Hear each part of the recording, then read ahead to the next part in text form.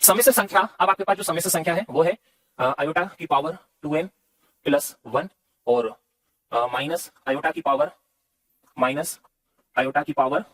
2n minus 1। और हमें क्या करना है, इसका मापांक निकालना है। ठीक है, इसका हमें क्या करना है, मापांक निकालना है। तो मापांक कैसे निकालें हम इसका भाई, तो मापांक तो कब निकलेगा, पहले इसको एक देखो, जब तक मापांक नहीं निकल सकता, जब तक जो भी गिवन है वो एक समिश्र संख्या के फॉर्म में ना हो, वो एक समिश्र संख्या के फॉर्म में ना हो। तो अगर आप देखो तो यहाँ पर ना तो आपको प्रॉपर तरीके से इमेजिनरी पार्ट दिख रहा है, ना ही आपको रियल पार्ट दिख रहा है, जो वास्तविक और काल्पनिक भाग है वो नहीं दिखाई दे रहे हैं, तो फिर आप मापांक नहीं निकाल पाओगे। तो पहले इसको समिश्र संख्या के रूप में बदलो। वो हमने सबसे शुरू में प्रश्न किए थे कि निम्न समिश्र संख्या को a प्लस ib के रूप में व्यक्त करो। तो पहले तो इसको आप उसको a प्लस ib या x प्लस iy के रूप में बदलें और फिर मापांक आप निकालेंगे। तो कैसे आएगा देखो, मुझे एक बात बताओ, ये आयोटा की पावर 2n प्लस 1 है।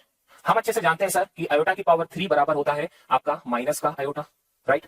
तो ये जो माइनस का आयोटा है, ये जो आपका माइनस का आयोटा है, माइनस का आयोटा की जगह आयोटा की पावर 3 रख दूं, यानी इसकी जगह अगर मैं आयोटा की पावर 3 रखूंगा तो ये जो ऊपर 3 है उसका यहाँ गुणा हो जाएगा। तो ये क्या बन जाएगा, इसकी आयोटा की पावर 3 और उसकी घात 2n माइनस 1, 3 का ऊपर गुणा कर दो, 3 दूनी 6 और माइनस का 3। अब हम जानते हैं कि जब आधार बराबर हो तो गुणा में घातें जुड़ जाती हैं, और इस तरह से ये 2n और 6n जुड़कर कितना हो जाएगा आपका 8n, और माइनस 3 और प्लस 1 कितना हो जाएगा माइनस का 2। अब आप क्या करिए, ये आयोटा है, 2 कॉमन ले लीजिए और 2 से इसमें भाग दोगे तो जो है 2 से 4 बार में, और ये माइनस का 1।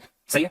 आपको ये भी पता है कि सर जो आयोटा की पावर 2 होती है इसकी वैल्यू कितनी याद है हमें, माइनस 1 है। तो मैं यहाँ क्या कर रहा हूँ, आयोटा की पावर 2 की जगह क्या रख रहा हूँ, माइनस का 1 रख सकता हूँ। मुझे एक बात बताओ कि ये जो 4n माइनस 1 होता है, 4n माइनस 1 है, क्वेश्चन कह रहा है कि n belongs to n, n belongs to n, n का मतलब यहाँ पर किससे होता है, नेचुरल नंबर से, यानी n का मान क्या है, एक नेचुरल नंबर है, यानी प्राकृत संख्या है।